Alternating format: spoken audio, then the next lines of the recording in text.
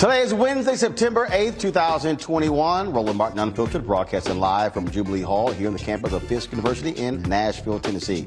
Coming up on today's show, NYPD investigating the death of actor Michael K. Williams. They want to know who sold him the deadly heroin that he apparently overdosed on Sunday. Also, opioids continue to be a significant problem in this country. The U.S. Department of Health says it has become an urgent crisis in the black community. We'll talk about that on today's show. Also, a report from the Urban Institute on the Democrats' proposal to boost the supplemental security income program will lift 3.3 million people out of poverty and cut the poverty rate in half. Also, a lot of people are putting pressure on companies in Texas regarding their support of Republicans who voted for the anti-abortion bill. Also, 10 black-owned newspapers have joined together to form a digital website. And we'll talk about with Mary Spiel, the founder of CEEK.com, about NFTs and cryptocurrencies. Do you understand what that's all about? Well, she will offer an explanation. Folks, it's time to bring the funk on Roland Martin Unfiltered. Let's go. He's got it. Whatever the miss, he's on it. Whatever it is, he's got the scoop, the fact, the find. And when it breaks, he's right on time and it's rolling. Best believe he's knowing.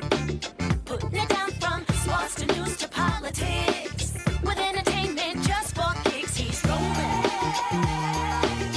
It's on go, roll, roll, y'all. It's Roland Martin, yeah. Rolling with Roland now.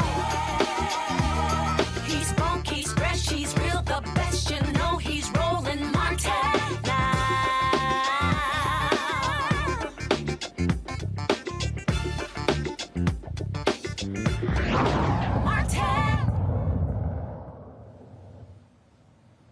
In New York, the police are launching an investigation into the death of actor Michael K. Williams, who was found dead on Sunday in his Brooklyn apartment at the age of 54.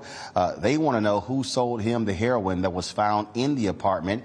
He died at his dining room table. The autopsy is yet to be performed on Williams, but they still want to know exactly what caused his untimely death. And again, the NYPD, they want to find the drug dealer who sold William the drugs. Now, keep in mind, of course, he had a long history of substance abuse. He openly talked about it, and many thought that he had actually beaten it, was on the path to recovery. But that was not the case. And again, dying at the age of 54 on Sunday of apparently a heroin overdose, waiting for the autopsy results. Autopsy is yet to be conducted.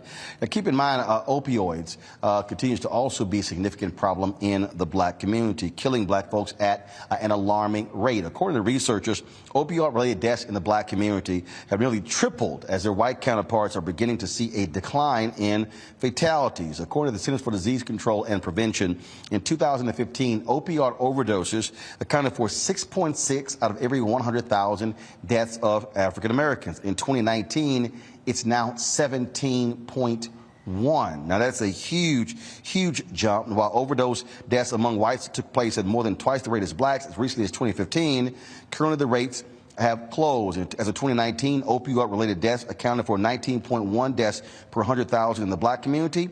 Overall, nearly 5,000 more black people died of an opioid overdose in 2019 than they did in 2015. This continues to be a significant issue. Keep in mind, when we talk about opioids, originally doctors were not prescribing African Americans opioids because they feared black folks were trying to get high. That's why I said racism actually helped black folks in that case. But we continue to see the opioid crisis and how it is taking the lives of more and more African Americans every single day. Adrienne Alexander Allen is the author of My Parents Have a Drug Problem. And we'll be talking to her in just a second. I do want to bring in also my panel today. A. Scott Bolden, former chair of National Bar Association Political Action Committee. Amisha Cross is Democratic strategist, political commentator, and also Reverend Jeff Carr, founder of the Affinity Fellowship here in Nashville. Last name might be familiar, y'all. Every Thursday, you see his brother, Dr. Greg Carr, here on Roland Martin Unfiltered. And so, Jeff, glad to have you on the show. We're going to go to the author in just a second, but let's talk about a combination of the death of Michael K. Williams, but also these opioid deaths. This is a significant issue, Amisha. And when you talk about, again, how you address it, initially, as I said, white folks are being prescribed opioids at a much higher rate than African Americans. Doctors were saying, white doctors were saying, oh no, black people are trying to get high. Now all of a sudden we're seeing the impact. Not only that, once people are on these opioids, now you have drugs that are laced with fentanyl, which is 100 times more potent than these opioids. And so we are seeing a significant problem. It was a major issue in the 2016 presidential campaign when all of a sudden white folks were saying, let's not throw our folks in jail, let's treat them, a far cry when crack cocaine ravaged black communities in the 1980s and 90s. You're absolutely right there, Roland. At the end of the day, we have seen such a varied response, such a disparate response when it comes to white America, particularly as it relates to opioids, because opioids were seen as the drug of white people, whereas crack cocaine was seen as the drug of black people. And we know that there are literally thousands of people that are still locked up based on addiction around crack. Meanwhile, the immediate response from the government, from a lot of those who are in power at various levels and private sector organizations, was that now we need to find treatment. We need to find prevention mechanisms. We need to make sure that we address the opioid crisis differently. And in large part, the only difference between the two of those crises was the color of the majority of people who were being affected. I think that when we talk about opioids, we also have to talk about the lead-in and how America got to where it is based on the fact that pharmaceutical companies in the 80s and 90s were basically giving out opioids as painkillers like candy to people and not really acknowledging the fact that long-term consequences of addiction were extremely known even by the pharmaceutical companies then, but they just ignored it. And many doctors knew it as well. So as you know, and as your audience probably knows, during the Derek Chauvin trial, we heard about George Floyd's issues with addictive properties related to opioids because of a previous medication he had for a back injury. What we recognize is that once individuals are off of those medications, they will find something to help them to get that same type of pain cure-all. And typically that is a street-level opioid drug. I think that we're seeing these levels increase in the African-American community because first and foremost, those drugs have become more easily accessible. But in addition to that, the tracking mechanisms around them are not as strong as the tracking mechanisms for, say, crack cocaine. What we've seen is that there has not been a heightened level of penalty or tracking of the actual drug dealers in a way that we've seen for certain other drugs. And it's devastating because the national conversation leaves black people out of the opioid crisis, even though we know by the numbers and the statistics you spoke of at the top of your question, that it matters to the black community as well, and those numbers are only increasing. And I wish we pay more attention and put a spotlight on it, not just when a celebrity dies from an opioid addiction, but also when our neighbors, our brothers, our sisters, our cousins, people that we know personally and have a personal connection to, are battling these crises every day. Jeff, this is important because, again, you can see the difference in the attitude here. And when I say that, you've had white folks now at these town halls who now all of a sudden have lots of compassion for people who are having drug issues who have issues with opioids. Many of them white. Same white folks did not have a lot of compassion for us. But now when we're seeing opioids exploding, now the question is, what does the black community do? How do we now target with education and the impact? Because again, this is not just affecting low to moderate income. This is affecting upper income folks as well who are losing their lives due to opioids. Sure, Roland. And again, man, it's great to be on. It's great to be on a great show with my brother. I hadn't seen you since the old days of the Round Table on NPR. So it's good to be on. Good to see you behind that Edward Havell painting of the Fifth Jubilee singers that centered Nashville as Music City. Not country music, but that music that was the soulful music of the Jubilee singers. To follow up what Amisha was saying, it's about priority. And one of the first things we have to do is we have to destigmatize what drug use is. Drug use is not something that is simply limited to a person because of race or socioeconomic status. Drug use can become very easily, especially when we're talking about addiction, disease. I call it dis-ease because it's a space where there is not an ease in the spirit. As a longtime minister, as an inner spiritual minister, some of the work that I do involves intervention. And it also involves transporting young people in particular to safe spaces. I would never break that ministerial curtain and expose any of the people that I've worked with from around the country. But I will say this: opioid abuse has been a huge problem, particularly in the white community, for a long time. They didn't treat it as if it was a stigma, as if someone was a crackhead or a pillhead. They treat it like a disease. I have been inside homes where a child has a room that is bigger in square footage than my house in a private jet. I have assisted in getting them to an intervention space where they can go and dry out for 30 days. Some of these spaces are hidden in mountains. Some of these spaces are in farms across the United States. And guess what? Some of them are $30,000 a month. Some of them are $30,000 a week. Celebrities, famous people from all over the world come to get treatment for disease. We can be very easy. We can quickly start to stigmatize this, and that's why it becomes hidden. We put this energy underground because we start calling people crackheads. We start calling people addicts. And we start saying, hey, don't let your cousin in the house because you know they're going to steal everything you got. Because of that, there is a stigma attached to it. The reality is addiction is a disease, and it could very easily happen to any one of us. We can go to the dentist and be prescribed hydrocodone. We can take one more pill than we absolutely need, and before long, we can be in the street. The weed that many people are smoking in this day and age, they're hybrid strains of marijuana that contain up to 40% more THC than the weed that many of us were around in the 80s and 90s. So this is why we're starting to see this equalize in our community. And what we have to do is find ways to address the root causes of addiction and stop looking at it as if it is a stigma. White people have seen this for a long time, and that's why they created treatment. We have to be in a position to do the same. So, Scott, look, we talk about information coming to our community, the targeting, if you will, a campaign, an initiative. I mean, that's really going to have to be at play here to now deal. I mean, those opioid numbers are staggering to go from 6.6 to 17.1 per 100,000 in just 4 years.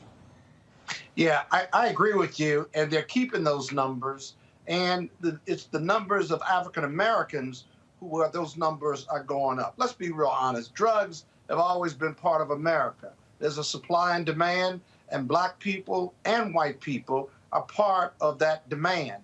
But black people have always been overcounted and white people undercounted when it comes to the drug demand and the drug jurisdictions. I'm a former prosecutor from New York. I can tell you the courts are filled with black people and brown people. They weren't filled with white people. There's more white people in America than black people, and more white people do drugs than black people. It's just proportional. It's got to be. It's a very practical application. Not saying there's anything wrong, but I will tell you this, Roland. I was with Marion Barry when he got out of jail for smoking weed, right?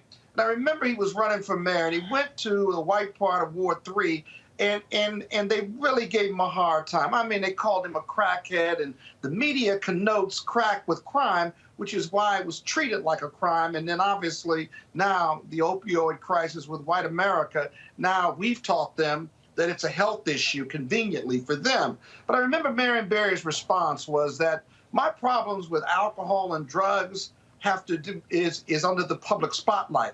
Your problem with alcohol and drugs and your family's problems with alcohol and drugs, it's just not on the public spotlight. You're no different than me. You have someone in your family or you are addicted to drugs or alcohol. So don't judge me, if you will. And I got to tell you, he overcame that crowd of people that didn't look like him because he spoke from the heart. It is a national, it is an American problem. And so this isn't Democrat or Republican. It's got to be all of us in America. You reduce the demand, you put drug dealers out of business, the ones who are middlemen and the ones who are higher up. We just can't get rid of the demand. I want to go pull in my guest, author Adrienne Alexander Allen. Adrienne, glad to have you on the show. So obviously these are significant numbers. So the question now is, what is going to be the campaign to begin to teach and educate people about the dangers of opioids? How are we going to reach African Americans on this issue? Roland, first and foremost, thank you so much for having me. I'm excited to be here. It all speaks to education, as we said. But one of the main issues with education is that we aren't educating the masses. When it comes to dealing with addiction, opioid use, abuse, and all types of drugs, we are dealing with the addict first and not the family. We know that families are affected. We know that children are affected. So we need to do mass education when it comes to teaching people about the effects of opioid addiction. When it comes to these things, people act as if it doesn't matter, it doesn't happen. As you mentioned, they created this opioid epidemic in 2017 when in the 80s and 90s, like you said, we weren't getting that same attention with crack and everything, heroin that was affecting our communities. And, we see the characters that Michael K. Williams and others on A Wire play. Those are real life individuals that each and every one of us have come in contact with. And so we need to start educating more about the effects and the youth that are affected by drugs, because this also, we are missing a whole demographic of people. We aren't talking to the children who are growing up in these homes with addicted parents and addicted family members. We're talking to the addict, but we're not telling the children, listen, I know this is your life. This is what you were born into, but you need to learn that this does not have to be your reality going forward. And if we start touching these children, because as we see, each generation has become more enamored with drug use and making drugs popular. And so we need to teach them that when you die from drug use or drug abuse, you can't come back. You see your friends pass away, like that should be a learning and a teachable moment for you to understand that drug use is real and that you need to be better educated on the effects of drug use. This fentanyl that we're seeing now, when you see it, fentanyl, is lethal in small doses. You touch it and you can die, you can overdose. You don't even have to ingest it. So we have to use more education when it comes to drugs and drug use. One of the issues that you also have to deal with is the racism that was initially in all of this, where you had white doctors who were not prescribing African Americans opioids. But we also, though, have to have a real federal drug policy that is not one focusing on criminalization, but there's one that's focusing on treatment. Yeah. Yeah. I think that for us, for me Adrian? personally, Yeah, go ahead. growing up in Baltimore, we saw the methadone clinics. We saw, quote unquote junkies. We saw them using a drug to counter effect the effects of other drug use. And so when you use methadone, I've seen so many stories of children who died from overdosing from methadone, which was supposed to have been a treatment. And so we have to find other ways, and it needs to be a full body treatment, right? Like it has to be emotional, mental, physical. It needs to be every aspect taken into consideration when it comes to treatment options for these people. So now, again, when we look at one of these reports, and we saw so much attention that was being focused on the Republican presidential candidates. Trump talked about how he was going to fix the problem. You had Chris Christie talking about this thing as well. So Adrian, now the question is, are we going to see more public officials talking about this, providing the funding needed to ensure that we're creating the kind of public service campaigns targeting African Americans, again, Black-specific programs that we understand to reach our people on this very critical issue?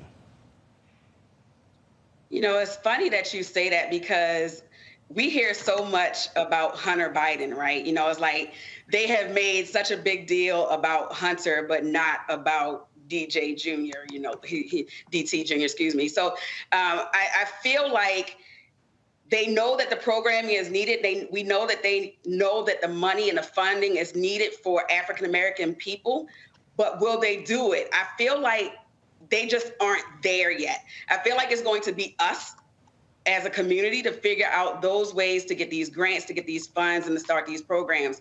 Because if we leave it up to them, I honestly don't see it happening. All right, then. Look, we certainly appreciate you joining us again, folks. The book is called My Parents Have a Drug Problem. The author, Adrienne Alexander Allen. Thanks a lot. Thank you so much. All right, folks. We are going to now move on to this next story, which, since we're in the South, we're in Tennessee, in Virginia. Guess what? Another retreat. A final retreat for Robert E. Lee after decades of fights and legal wranglings and protest. Guess what? That massive statue of that white domestic traitor, that white supremacist, the man who fought to keep slavery going, Robert E. Lee, it is no longer up in the capital of Virginia. It was removed today. Taken down after the Virginia Supreme Court ruled that the governor did have the authority, the Richmond City Council could indeed move it out. And I must say, what a nice, rich sight, Jeff, to see that white supremacists losing again, taken away, and removed from that large pedestal there in Richmond, Virginia. Here in Tennessee, same thing happened with Nathan Bedford Forrest bust in the state capitol. It's time for all of these white traitors, these white terrorists, to lose their lofty status places in this country, Jeff. Yeah, indeed, man. I will add to the conversation, to your tribute, as we see this, the Wakanda Forever T'Challa mug salute as that hits the ground and hopefully turns over in some space where we may never see it again. Here in Nashville, Tennessee, at the state capitol, literally just down the street from where you are at Fisk University recently, the bust of Nathan Bedford Forrest, one of the early figures in the Ku Klux Klan, one of the persons who put together the Fort Pillow massacre. We lined black soldiers up in the ground and shot them, exterminated them, took their lives. That bust of him was removed. It's been there for 30 years.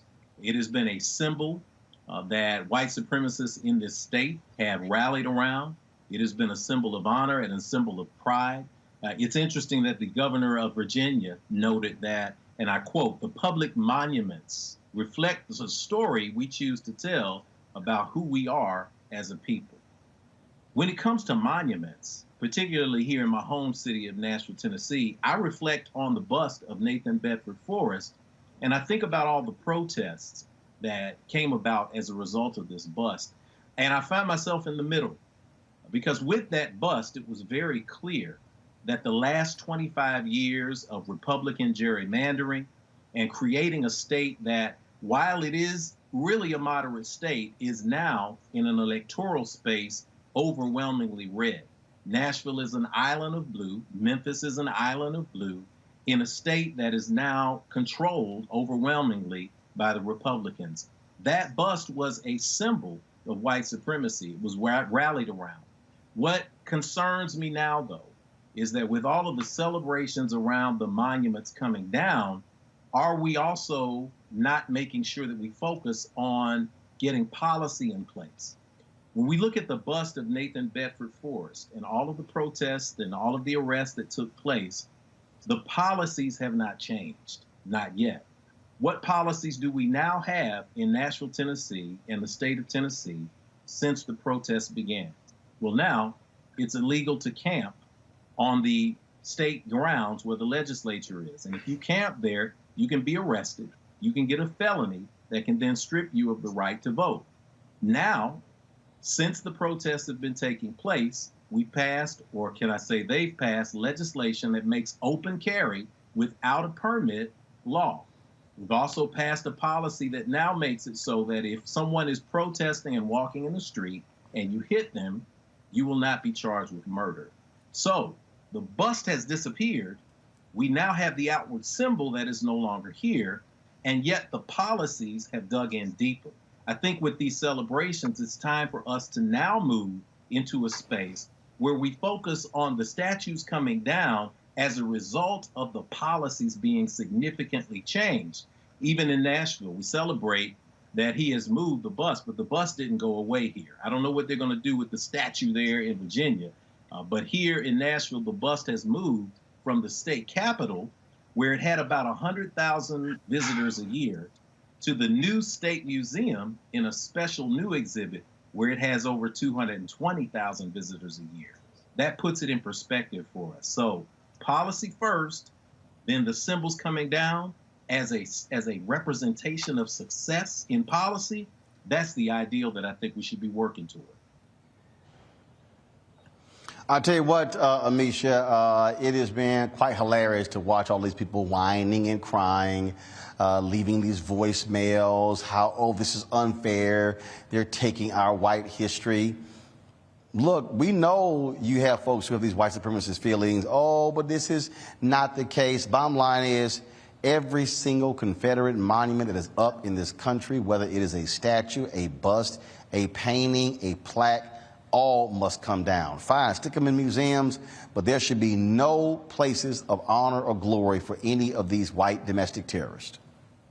Absolutely agreed. I think that, well, first and foremost, we are the only country that erects, symbolizes, and gets excited, at least our white America does, about these symbols of terror, these symbols of basically trying to dismantle our democracy, these symbols of trying to rip the nation in two. In other nations, what we see is when that type of behavior happens, you take those things down. There is no importance, there is no viability, there is no structure around continuing to hoist and in admiration these types of figures. And I agree with what Dr. Carr, number two, actually, I don't know whether you're number two or number one, but what Dr. Carr said a minute ago, because I do think that we have to, before jumping the gun and getting too excited, jubilant, and dancing in the streets, recognize that even though these monuments are coming down, and it's been a long time coming, the attitudes, the policies, the structures around them that have inherently created a hotbed for structural racism to continue to not only supplant but grow across this country are very much alive and well. If we take down Nathan Bedford Forrest, if we take down Robert E. Lee, if we take down every single one of these across the country, we're still seeing these very strategic, very aligned and hateful policies that still keep Black people behind. So on the one hand, I'm excited as well that we're seeing these ignorant things that have been erected for years finally come down. But on the other, I'm also really frustrated and agitated that Black people continue to be treated as second-class citizens, and we're watching time after time more and more laws and policies get passed, particularly at the state level, that thwart the progress of Black people across this country. So I think that this comes at a somewhat of a bittersweet tone, because it seems like the more these statues come down, the greater push we see of angry white people who are honestly getting their way when it comes to telling Black people what they have for generations. Get back, stay Black, know your place. And let's be clear, Scott, there's only one party that is full-throated defending these white Confederate symbols, these white domestic terrorist symbols, the Republican Party. Well, that's true. They're nothing but racists and Republicans in the GOP, and then there's Donald Trump. But, Roland, the next phase of all of this, because I agree with your colleagues, and I've said this before, is that America is going to continue to have the race question and continue to have the race issue permeate its society, negative for Black people, not so negative for white people, until we have a race reconciliation dialogue about slavery. We've moved on from slavery. We moved on from the civil rights movement and Jim Crow, but had no resolution with our white brothers and sisters about it. They don't want to talk about it anymore. And many Black people are afraid to engage in that discussion because they're embarrassed. But we've got to have those discussions, because otherwise we just keep putting a Band-Aid on it, and it's really not going away. Even when we become the majority in this country in 2043 or 2045, the race issue will still be a problem. That's what the big GOP fight and white people believing their white history is being taken from them. This issue of white privilege that they did not earn, but they believe by racial reckoning they're losing something by giving up their white privilege. This needs to be resolved, and we're only going to resolve it through race reconciliation discussions with all of us in this country.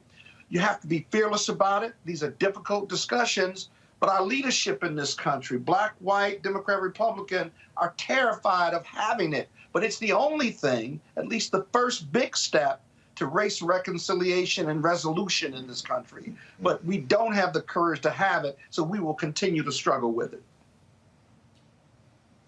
All right, folks, got to go to a break. When we come back, more of Roland Martin Unfiltered, broadcasting live here from Jubilee Hall on the campus of Fisk University in Nashville, Tennessee. Be right back. I believe that people our age have lost the ability to focus the discipline on the art of organizing. The challenges, there's so many of them and they're complex, and we need to be moving to address them. But I'm able to say, watch out, Tiffany. I know this road. That is so freaking dope.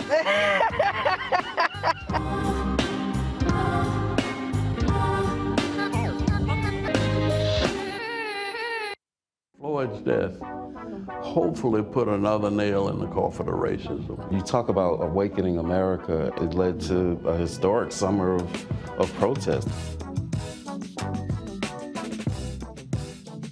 I hope our younger generation don't ever forget that nonviolence is soul force. Priceless.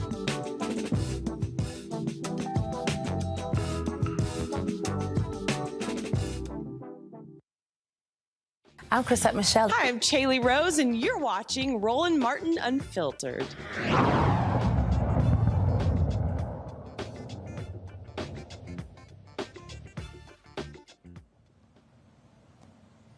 All right, several major corporations have been outed for their donations to Texas Republicans who voted for the anti-abortion bill that recently went into law. The site Popular Information and Ultraviolet compiled a list of major donors who said they donated to lawmakers on both sides of the political spectrum. The monies are not a sign of support for particular bills.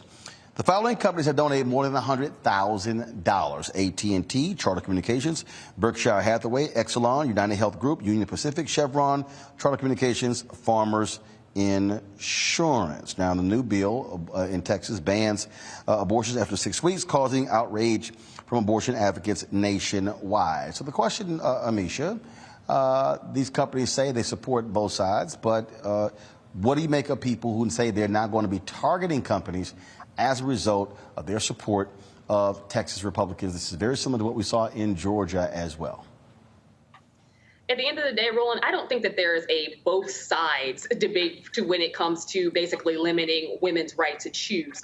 Abortion is women's health. Abortion is health care. Abortion will always be health care. And watching this debate funnel its way down on some crazy right-wing religious mantra that we've heard for decades now, I think is completely ridiculous. What I do see with these corporations is that by and large, they are being honest here. They have donated almost equally in some cases in states where there are Republican leaders as well as Democrat leaders across this country. They basically hedge their bets on who they can call at any given point in any given state to have a bill sponsored or passed that actually fits their bidding. So I think that we do have to keep that in mind as well. These organizations have supported as many liberal bills as they have Republican ones across the nation. So I think that it would be very difficult in some senses to boycott things like Comcast, ComEd, things like that, Exelon, and also on the one hand boycott it in Texas, but then look at the great progress that they've been able to create in terms of education or criminal justice reform in states like Illinois, my home state.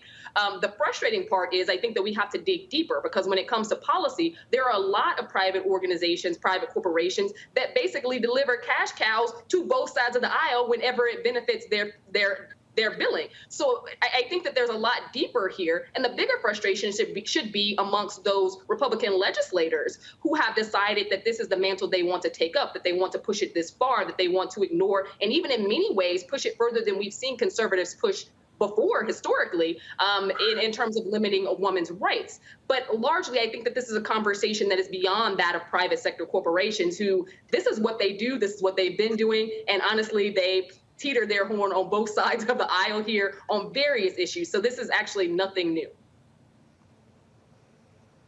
Well, it's nothing new, but I must say this here, Scott Bolden, when it comes to activism, bottom line is the way you want to get the top politicians' attention is if you affect their money source. That's why this matters.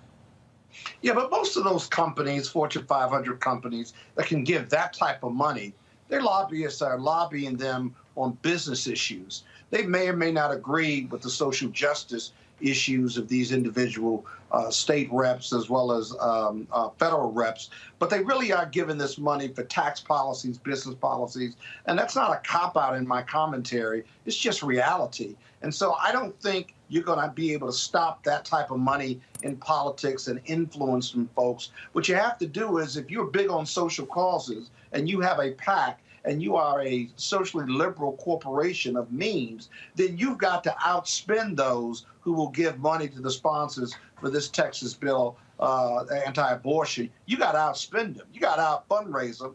You can chase those cartwheels or those windmills all you want, but in the end, money is still the mother's milk of politics, and you got to outspend them. And even then, it may not work with these votes that they have coming up. They have tens of votes, hundreds of votes each session. And so it's a race against your opponents, not only to outspend them, but also to outlobby them. And so, I mean, I think it's a wash. It's a good idea, and certainly it's offensive at its core. But at the same time, there are thousands of issues these corporations are vying for at the state level, and on some life-changing issues on the business side. So you got to outspend them. Otherwise, it's just the same old fight. I don't necessarily agree with that, Jeff, primarily because if you look at apartheid, you look at divestment, you look at how critical that was, and how it had a significant impact on changing politicians and public policy in order to be able to, because again, when you start messing with the money, and that's what I tell people all the time, in America, when you start messing with the money, it's amazing how people then choose to begin to listen to you. Sure, and you're absolutely right. When you hit an entity, including America, in its pocket, things are going to change. We learned this in the 60s, but to go along with what Amisha was saying and to reinforce what Scott was saying, we have a different era now. We're living in different times. So things are a little bit different. The area that you're standing in right now, right behind Jubilee Hall, if you walk out of the front door and take a right turn, you're going to hit a street called Jefferson. Jefferson Street was the historically black center of Nashville, Tennessee. Jimi Hendrix played on Jefferson Street. Ray Charles played on Jefferson Street. Many R&B artists came through this space and played in places like the Era. On Jefferson Street alone, you have Tennessee State University, where I went to school. You have Fisk University, hello Fiskites, where my wife went to school. You have Meharry Medical College there. Then you have that entire strip that used to be a thriving business community until the interstate came through in the 1960s and broke that community apart. There was a time when you could go out on Jefferson Street, rally 3 colleges together, get students like Diane Nash, C.T. Vivian, to go out and knock on doors. John Lewis at American Baptist College, 10 minutes up the street. They would rally neighbors. They would rally people, march downtown. They would boycott.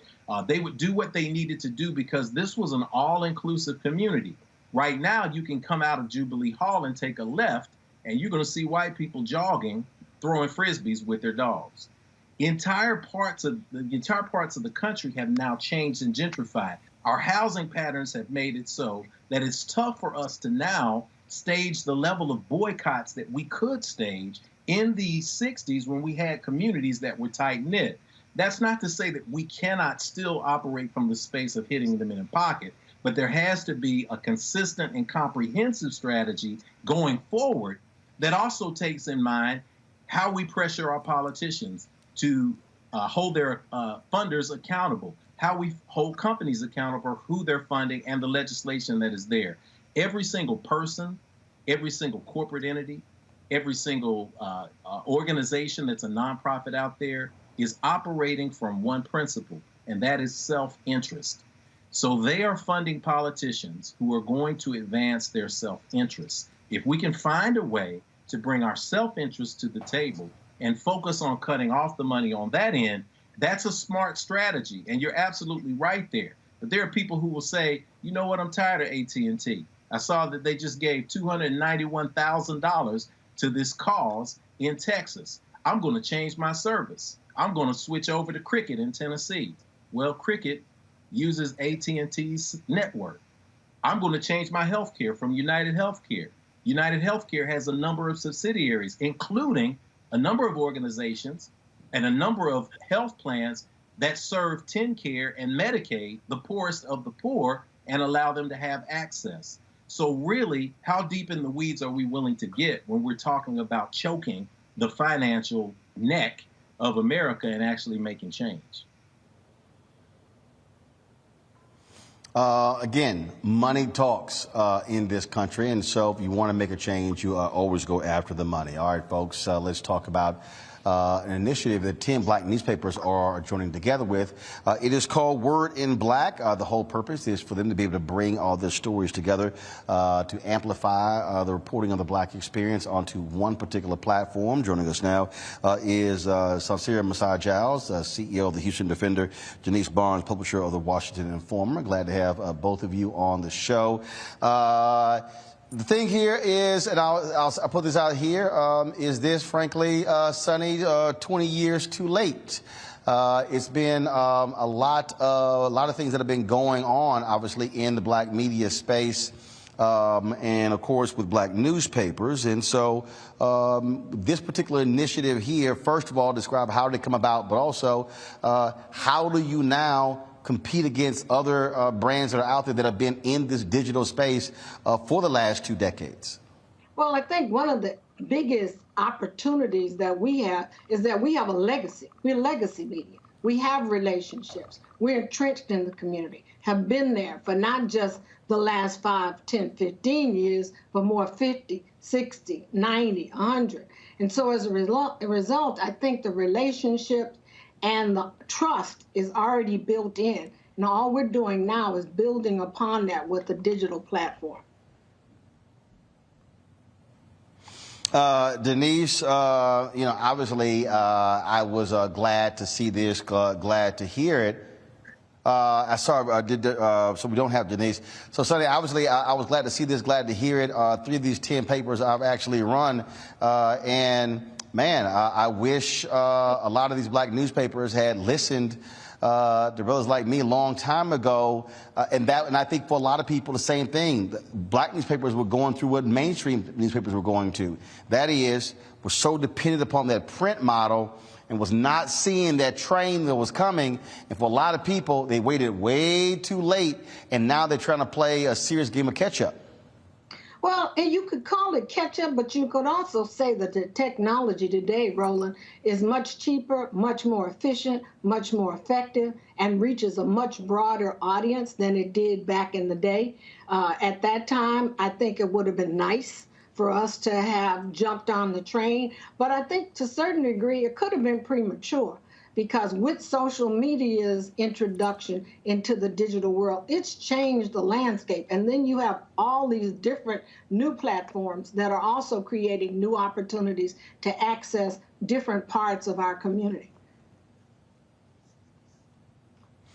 One of the things that I have heard for the longest from so many people is that, oh, we can't afford this, it's too much, it's too difficult.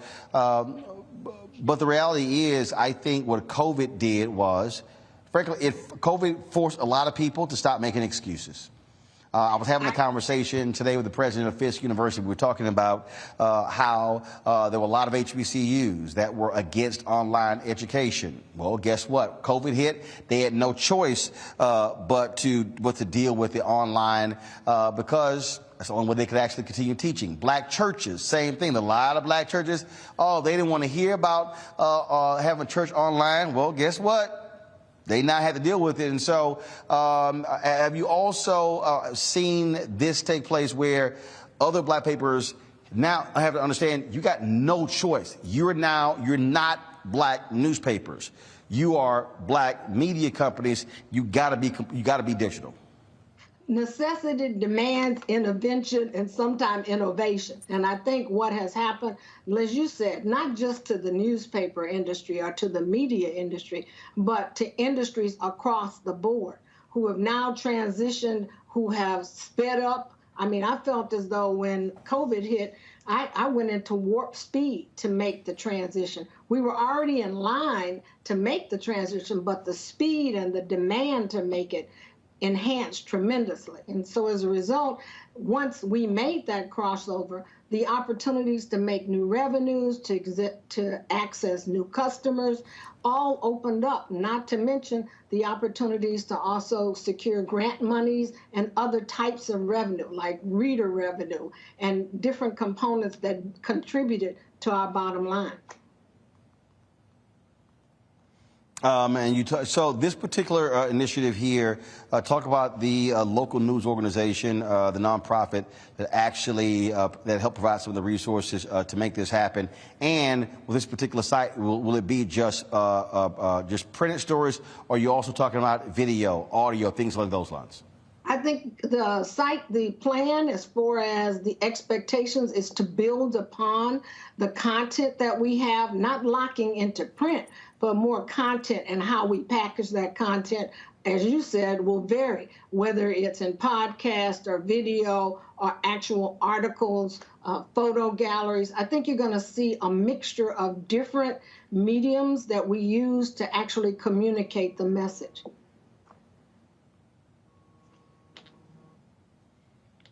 Let's see, got questions from our panelists. First up, Amisha, what is your question for Saucere Messiah Giles of the Houston Defender? Absolutely. First of all, thanks for being here. We obviously know the importance of Black media and the segmentation that has happened across the board. Being a Chicagoan, I watched with sadness as Jet basically fell because of the lack of integration into the social media space and into the digital space. To what ends has the work that you've done or looking towards the future actually helped to move some of these very, legacy-based Black media into this new era and, created an audience for them in particular, because a lot are still, kind of struggling in terms of how to envelope themselves in the digital media space? I think the uniqueness of the 10 publishers is that these are very progressive publishers who have had a business acumen, who are mostly in major urban areas, and have joined forces to create this collective that is going to not only help us be able to tap into resources and cut some costs, but at the same time be able to be more of a force, because there is more resonance or more power in the collective than it is individually. We're also joined by, first of all, my next question is going to go to Jeff, but I also want to bring in to this conversation here Denise Barnes, who's the publisher of the Washington Informer. And so before I go to Jeff, I'll ask Denise this question. Denise, I posed the same question to Sonny just a little bit earlier, and that is, you're no longer Black newspapers. You're Black media companies. We're now moving, you look at the New York Times, they don't call themselves a newspaper. The Washington Post, the exact same thing. And so we're living in this digital space. That is what is driving so much of this. And are other Black newspapers now truly understanding and getting the message now that if you do not have a strong, vibrant digital property, you are not going to be able to survive in the 21st century? Yeah, I want to say, and I really love your shirt there, Roland, because with your background, what you're wearing, I just want to say to that statement, hallelujah, because I think a lot of our Black publications are very, very focused now on understanding this evolution or revolution that we are involved in, and I think they're getting it. It's still slow. You have to understand, this transition into the digital space is not cheap, and it comes with the skills that many of our publishers don't have. So that fear still exists. But the point is that those of us, and I think Sonny said it really well, that the collaboration is what's helps each one of us to reach one of us, to bring each other forward. And so it makes we're not afraid of talking to each other about what we don't know and to help each other with what we do know. So collaboration is the key, and it's the force that is bringing us into the digital age. Question, Jeff, for Denise and Sonny. Go. Sure. And Sister Barnes, Sister Messiah, I love the name, Messiah Giles, powerful. I speak things into existence, and I'm very, very, very focused on that. The law of attraction is real. So you are absolutely being a part of some messianic energy that is needed in this space today, especially from Black media. And Brother Roland knows, having worked at the Chicago Defender, I know, having run a newspaper called The Third Eye here in Nashville in the 1990s. I know from being positioned now at the Infinity Center, 3 doors down the street from the home of Rosetta Miller Perry, the publisher of the Tennessee Tribune, a longtime newspaper here in Nashville. The challenges that you face, the challenges that we all face in trying to tell our stories. One of the biggest challenges that puts us in this kind of difficult conversation, and that is, how do you pay for it? How do you make sure that you can have the life that major mainstream media organizations have when you're in a space where you have to pay for digital content, you have to pay for writers, you ideally want to pay salaries for good people who go out there, and many times you have to lean on mainstream companies to provide those resources. How do you deal with that going forward, balancing out needing financial support and wanting to get to a place where we can truly be independent? Denise, you want to take that, or you want me to go ahead and start? I'll start off because I think Sonny said it. We have looked at different revenue streams. We have always been supported on dependent upon ad dollars. And I don't want to say that we aren't still dependent upon ad dollars. Ad revenue is what makes the car run. But at the same time, we have also found that there are other sources of revenue out there that help us, and that revenue sometimes comes in the form of grants, which allow us to hire and pay for staff in specialized areas that we, heretofore hadn't been able to afford. And then also reader revenue. I mean, now we don't have to be a nonprofit organization per se in our individual publications for people who once subscribed to a newspaper in print to continue to subscribe to us on a digital platform. And every person that gives $1, $2, it's up to you how much you want to give, to support Black journalism.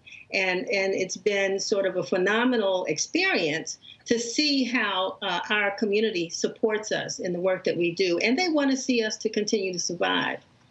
I really think, Jeff, to your question, though, the business model of today's media has changed tremendously from now looking at, as Denise said, reader revenue, events, grants, philanthropic support of journalism, newsletters. You have a gamut of different products now that bring in revenue that no longer are dependent upon that print ad. And so as a result, that has opened the doors of opportunity for generating revenue for Black media today.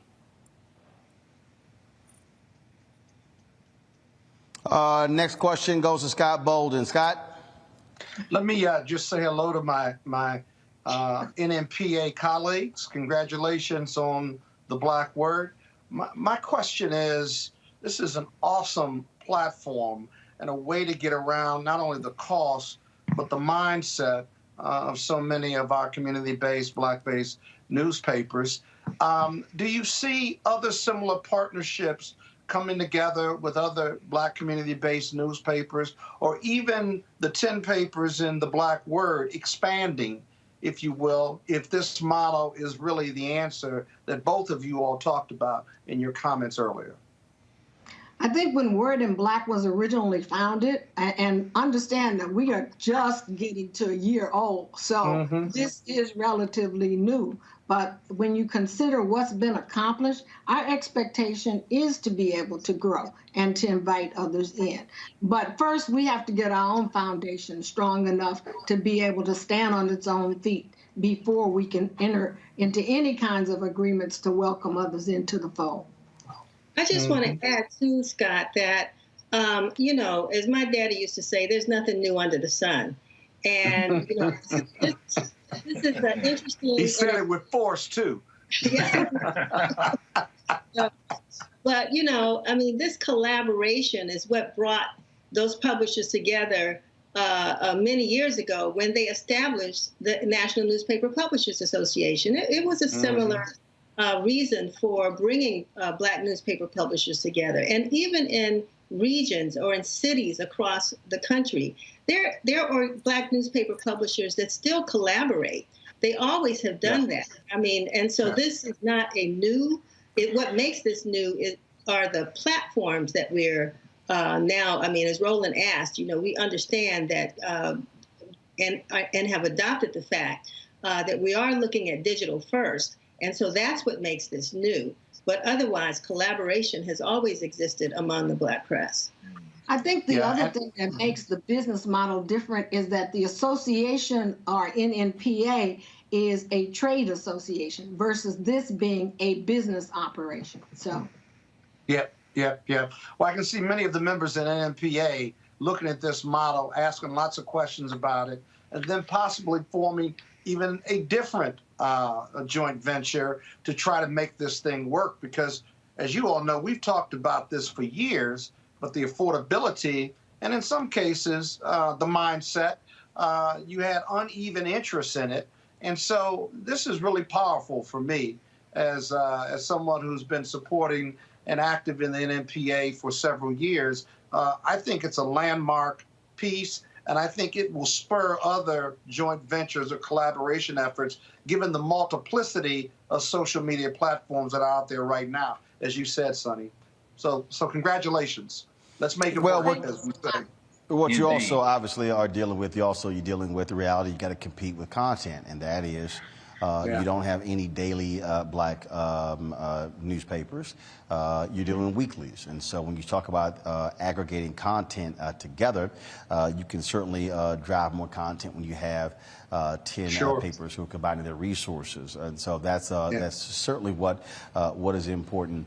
And again, we're also seeing the shift, if you will, the dollars that are moving from your traditional television linear, radio linear, traditional display in print, moving to the digital side as well. But where, and this is the key, and I'll ask both of you this, last question for you, is having a site is one thing. For us, having an app is one thing, but also it's building the scale, because now when you start talking about to those advertisers, they're going to want to see metrics. Same thing, of course, which is a lot different when you talk about readership and circulation.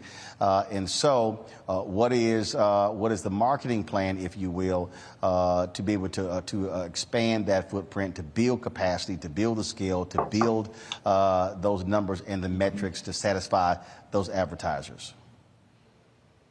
I think the analytics are going to play a major role because that's what clients want today. And with digital, it's much easier to track the analytics than it was before with newsprint.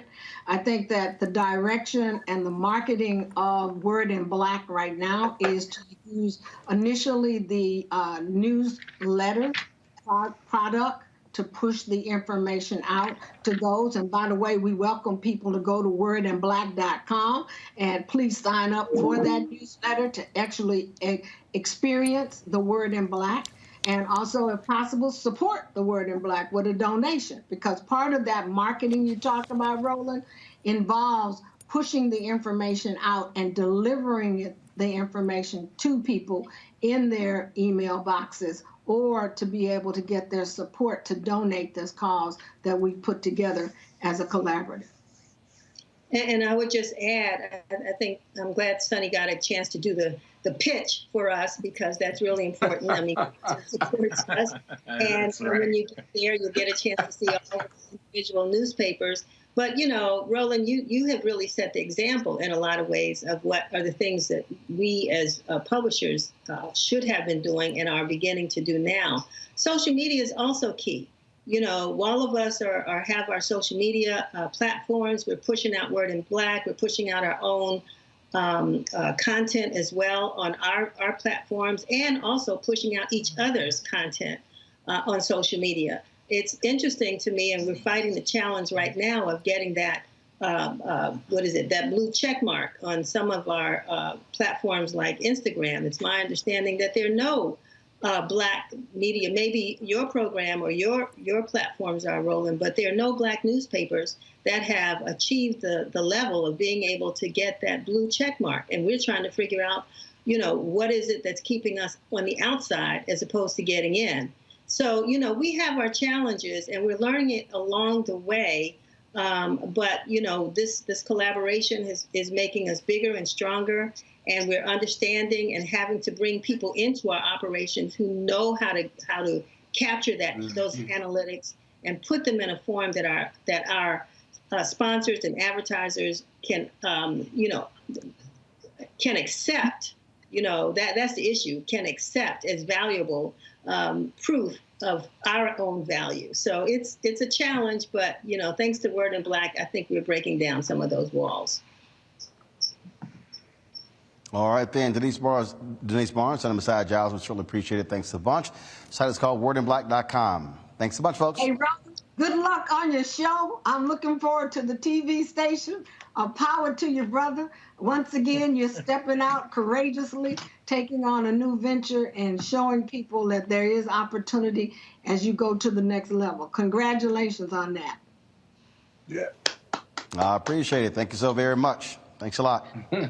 Folks, the reason this was a timely conversation, because literally my first lecture today here at Fisk University dealt with the issue of the past, present, and future of Black-owned media.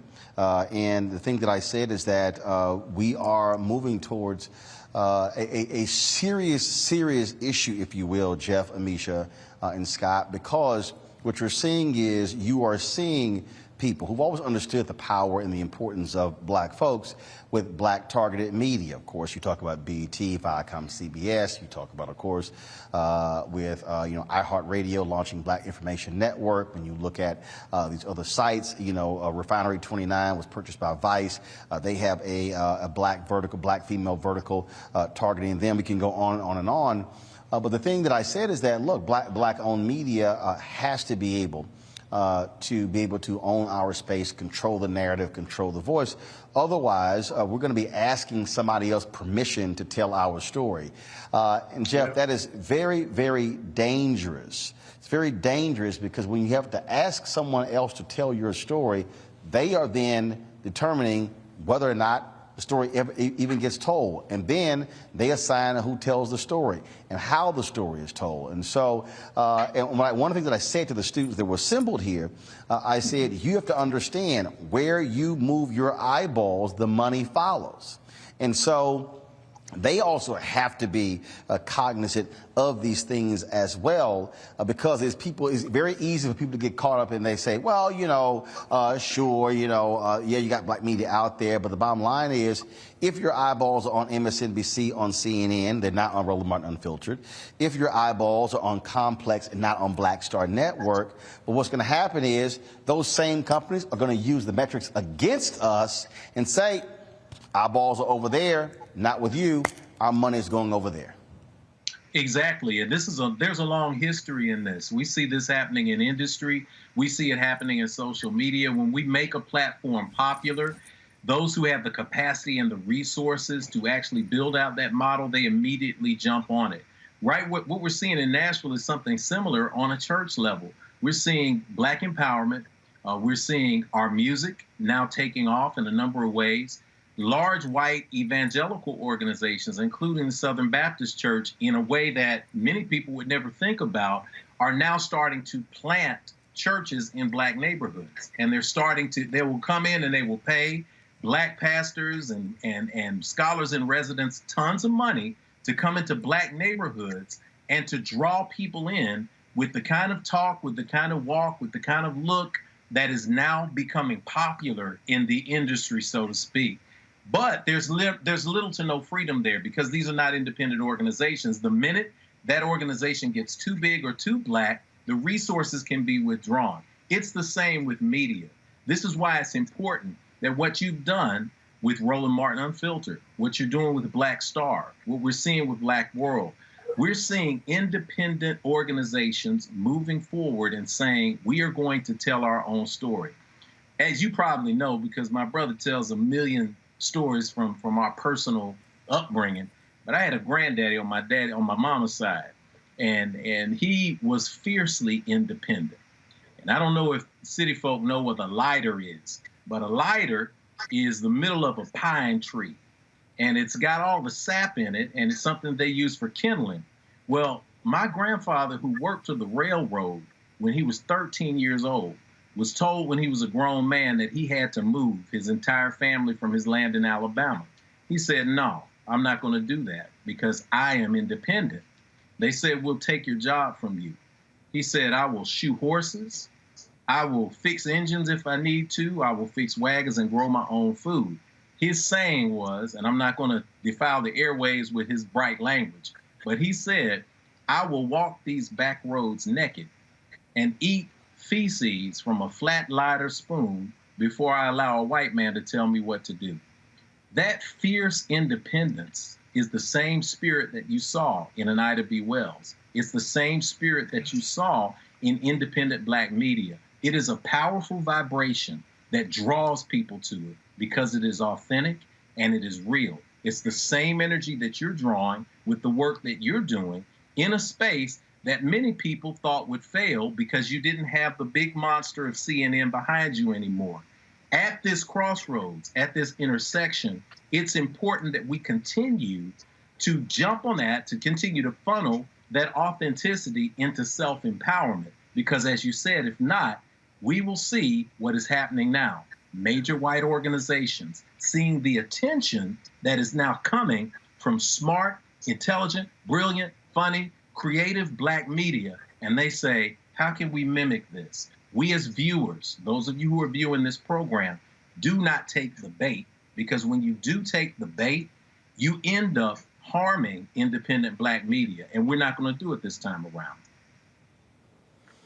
And that's why, again, it is a state of consciousness, Amisha, and a mindfulness. You look at the app Clubhouse, debuted last year, zoomed to about a $4 billion valuation. Black folks made that possible.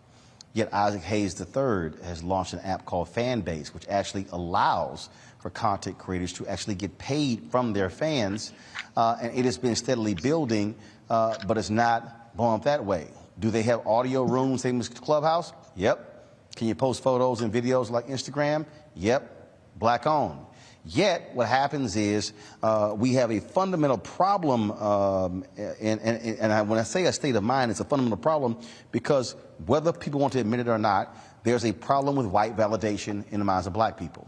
There's a problem when you have black folks who have this belief, well, oh, you know what, that's not of the same quality, so therefore it's different. Well, guess what? There were early bugs in Twitter and Facebook, like any other app. Those things happen. And so I have long said that there has to be a massive reprogramming of black America when it comes to understanding why our media matters and why our voices matter. Because if we don't, we will be in a situation, and we're seeing it right now. We're seeing it right now. You saw it in New York, where you had these black radio stations that were owned by Percy Sutton's company. Then he dies, family loses control of these stations. They sell it, boom, they flip the formats to a sports talk radio. And black people are like, oh my God, what'd you do to our station? No, it's not our station, because they now own them. That's exactly. Right.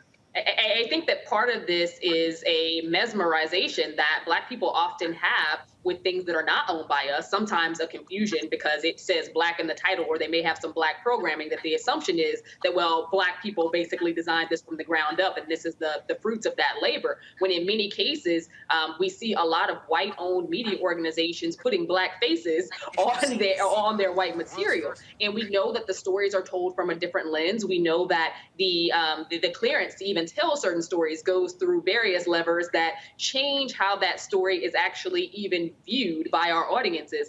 With that being said, I think that for individuals like you, Roland, who have been talking about this for such a long time, and kudos to you for doing it, even during your time at CNN and working with other media, you have always been someone who's been on the forefront when it comes to Black-owned media and ensuring that your voice was heard there and that you were elevating them in that sense, and also talking about your own personal start. I think that oftentimes when we see Black people who have taken off at places like MSN, like CNN, like our ABCs, NBCs, and what have you, even if they got started in local Black media or Black media specifically in some of our major cities, the minute that they get signed to a large cable news outlet, they forget all about this Black media that actually helped to create them and make them who they are. I think that at this point, the understanding has to be that there are so many creators in our community who are really driving the conversation when it comes to news, when it comes to politics, when it comes to social entrepreneurship and engagement. And a lot of those stories are literally being swiped by some of our major media,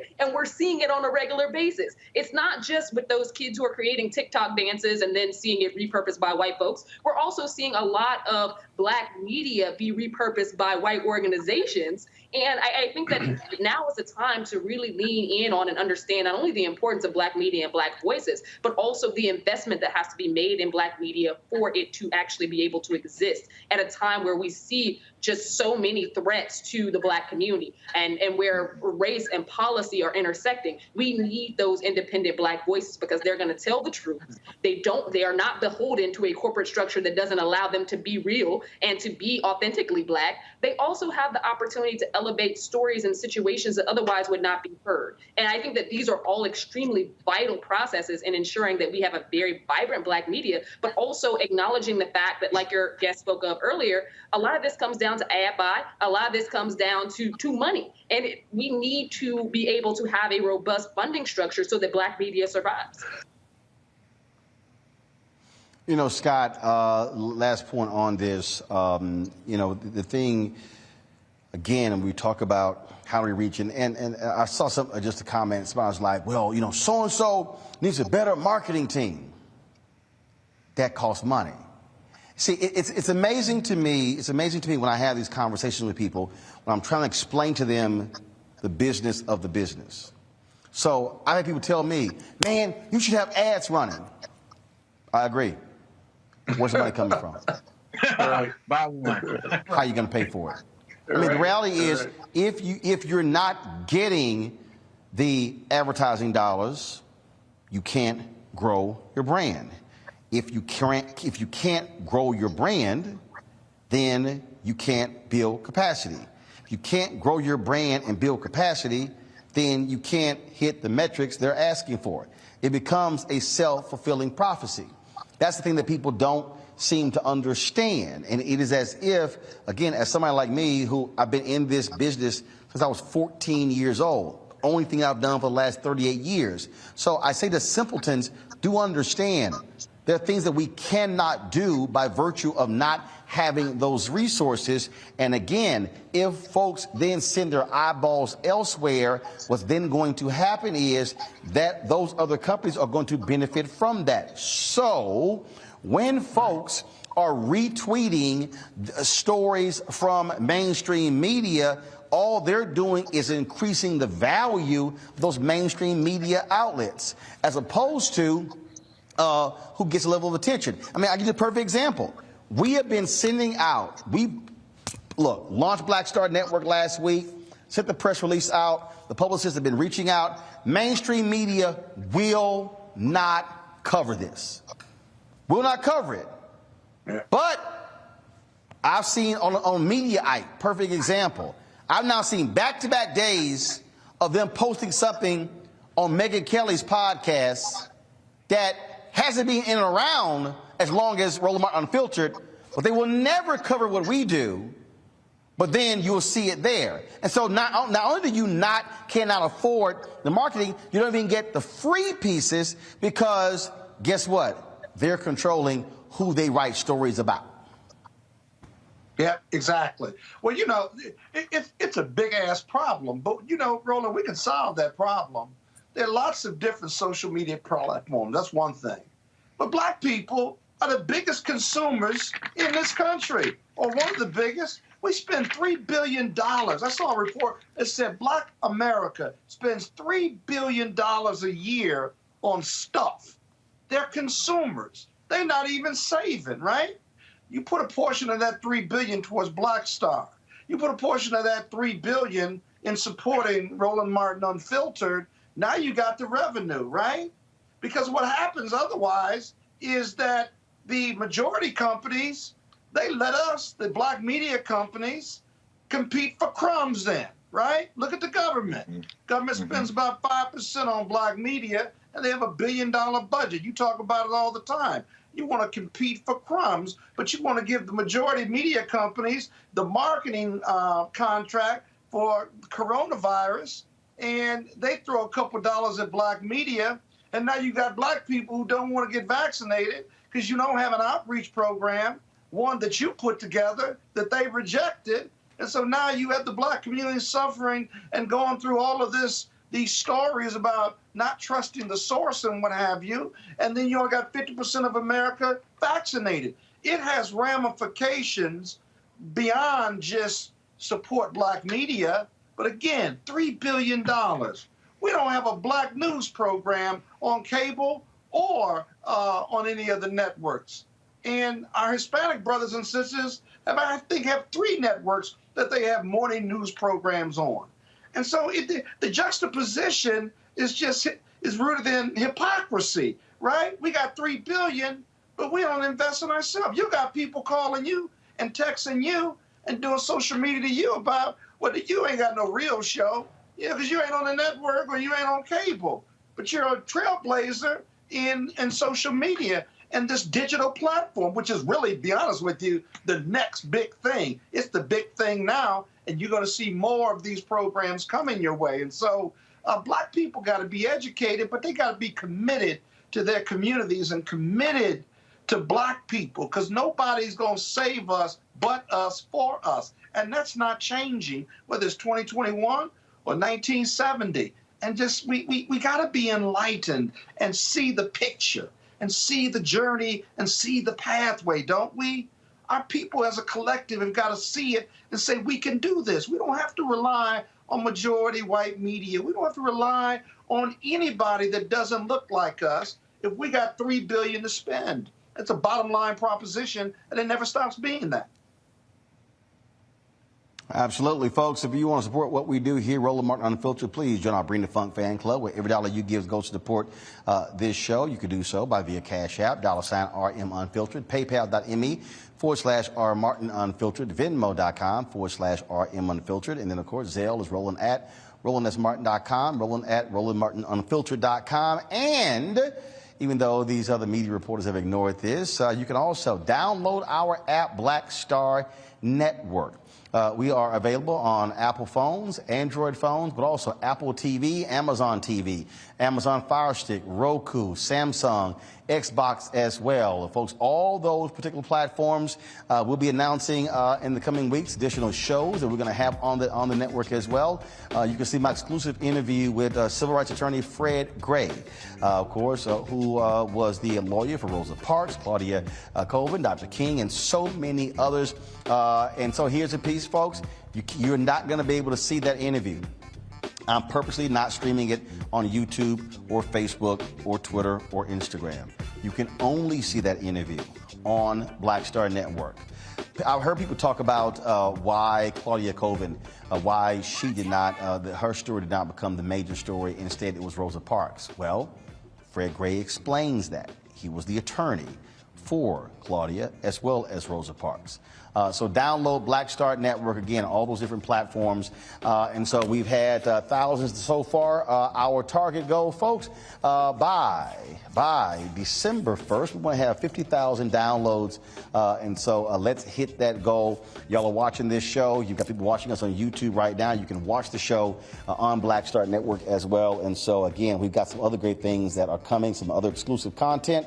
And so you definitely want to check that out. All right, going to break. We come back. We'll talk about NFTs, cryptocurrency with Mary Spio, the founder of CEEK.com, a black virtual reality company, right here on Roland Martin Unfiltered in just a moment.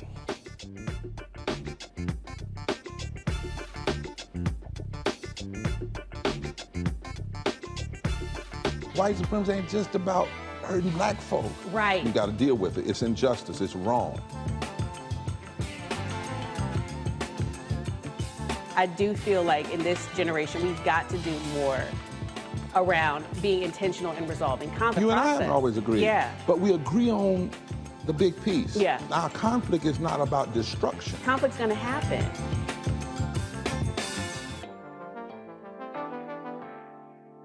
Ortill's murder. We saw struggle for civil rights as something grown-ups did. I feel that the generations before us have offered a lot of instruction.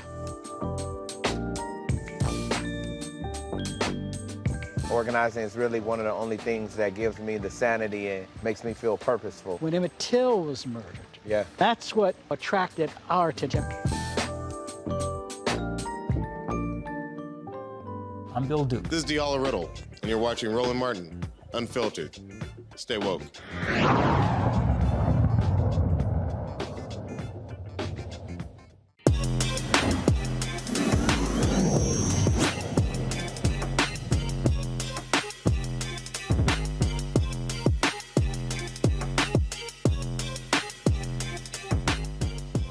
All right, folks, Tech Talk segment sponsored by CEEK.com, virtual reality company founded by Mary Spio.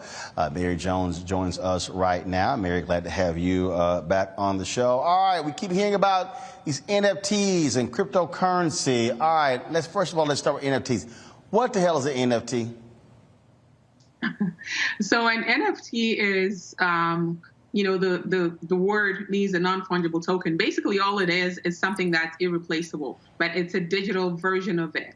And so people are selling digital art that they're tracking on the blockchain, which means that you can't change any of the characteristics of it. And that you really, when you buy that piece of art, you have the digital proof, because the blockchain is a whole bunch of people that validate that. And that's basically what it is. It's just digital art. It's just rare goods.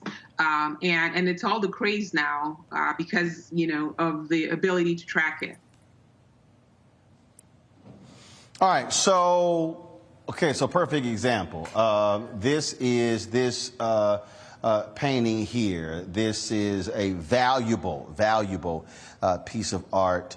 And this is the Fisk Jubilee Singers, sitting in the Queen's Court? Is that what it is?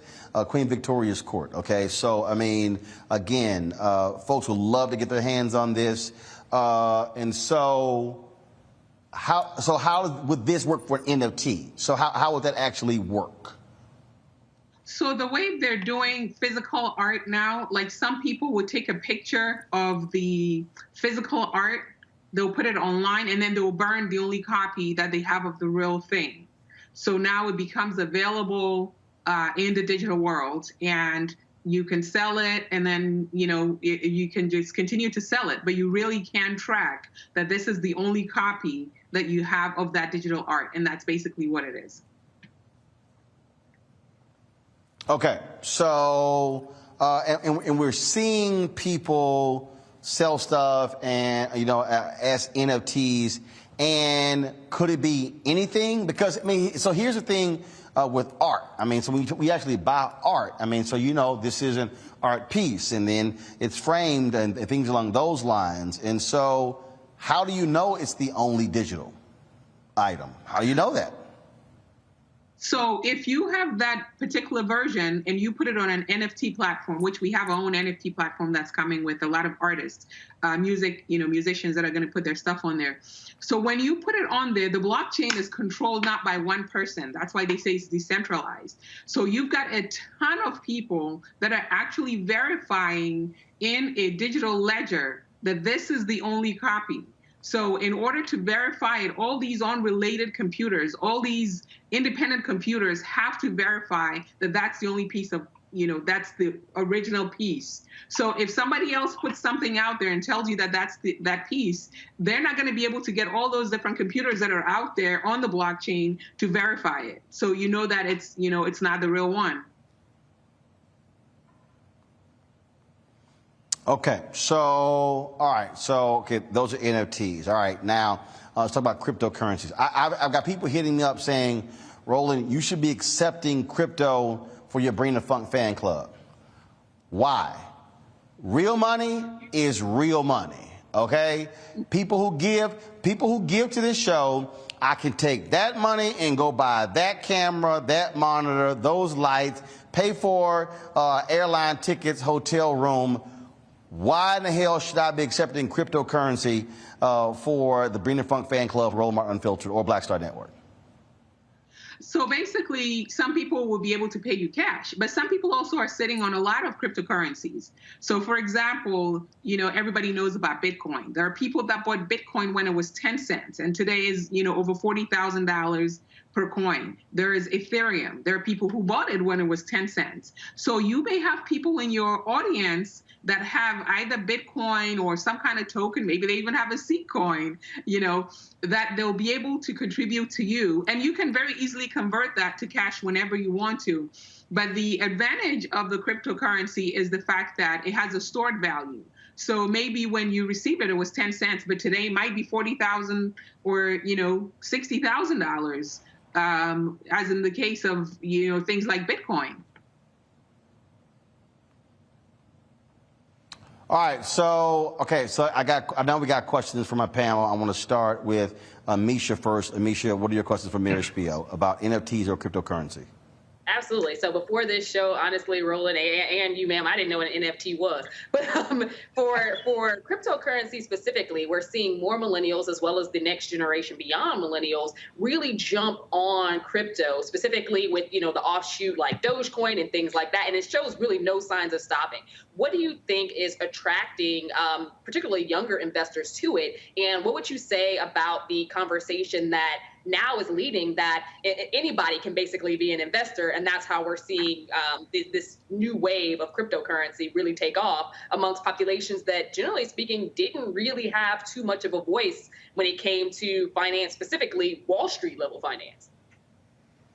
I think the reason why we're seeing a lot of millennials and younger, people buy cryptocurrencies is because in their lifetime, they're seeing what can happen. So, for example, there are some people that bought Bitcoin or bought Dogecoin or even CEEK. We have our own token. Some people that have purchased some of these cryptocurrencies, and what's happened is they wake up and overnight they go to sleep maybe with $9,000 in there, and they wake up and it's $1 million, or they wake up and it's some ridiculous number. So they have seen it for themselves. They have friends that have experienced it. And so they're believers in it, and they have full control of their money as well. It's kind of like email, and it's the currency that we're going to see with the Web 3.0, which is what's coming. So, for example, before with emails, if you wanted to send a letter, you had to write a physical letter, take it to the post office. It's the same. Now, if you want to withdraw your money, you have to go to the bank or use an ATM or a credit card. But with cryptocurrencies, you can just instantly withdraw it and you can send it back and forth the same way that you send emails. And so for their generation that grew up with video games and, all of this is what's next for them. And they don't want to miss the boat. All right, next up is A. Scott Bolden. Hey, good evening. My daughters who are 26 years old have finally got me to invest in Ethereum. Is that it? Yeah, Ethereum, yeah. Okay. And I put thousands of dollars, not a lot, but thousands of dollars into it. And I go to it every couple of days, and yesterday was down by like 15%, and now it's up by about 5% today. That's kind of fun. But you know, the debate about cryptocurrency used to be whether it was real or fake or going to fail. You don't hear those debates anymore, at least I haven't.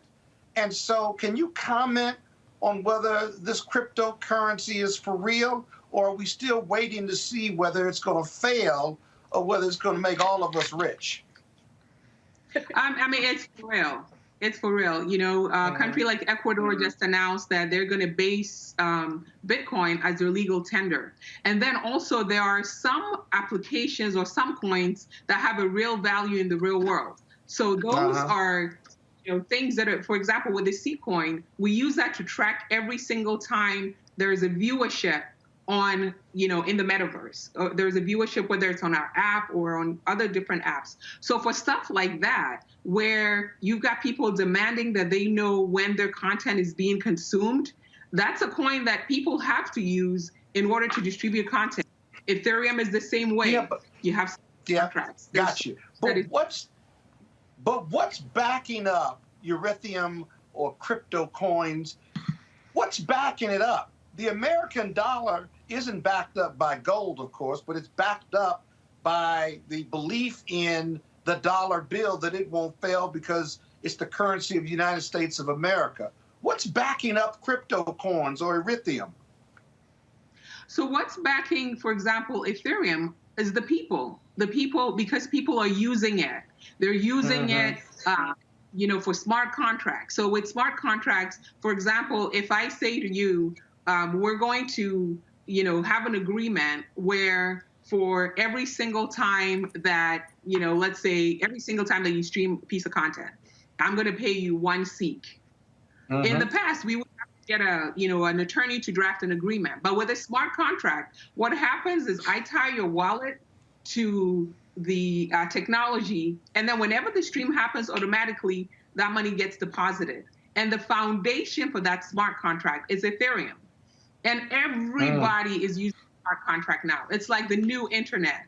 So the fact that so many people are using it, and every time it gets used, people have to verify it. So there's money exchanging hands, and there's a cost that goes into it. So that's really the use of the technology. The utility is what's driving it, and it's what's most widely, you know, adopted now for the Web 3.0.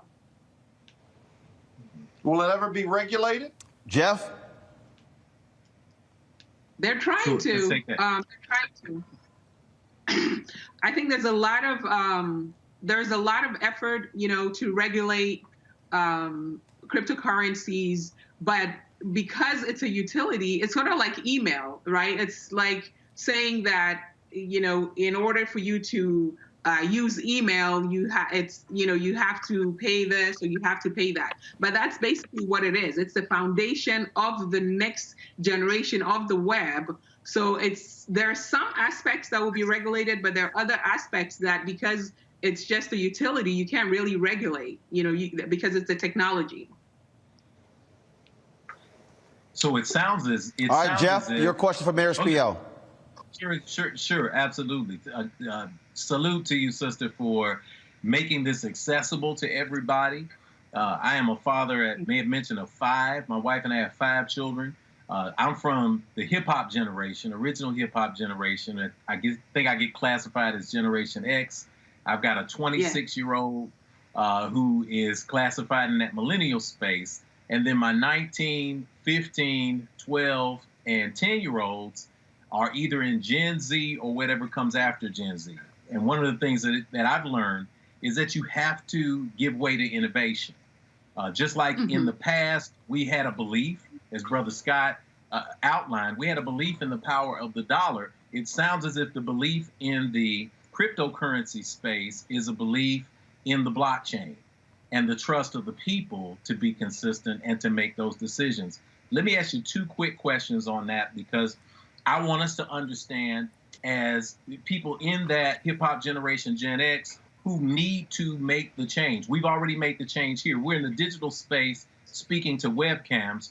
10 years ago, you could have told us that, and we said, nah, we're not going to do that kind of thing. But we are doing it. Change is inevitable. When you talk about the decentralization, I think about a site like Rotten Tomatoes, and I think about people who had ill intent when Black Panther came out, Wakanda Forever, of course.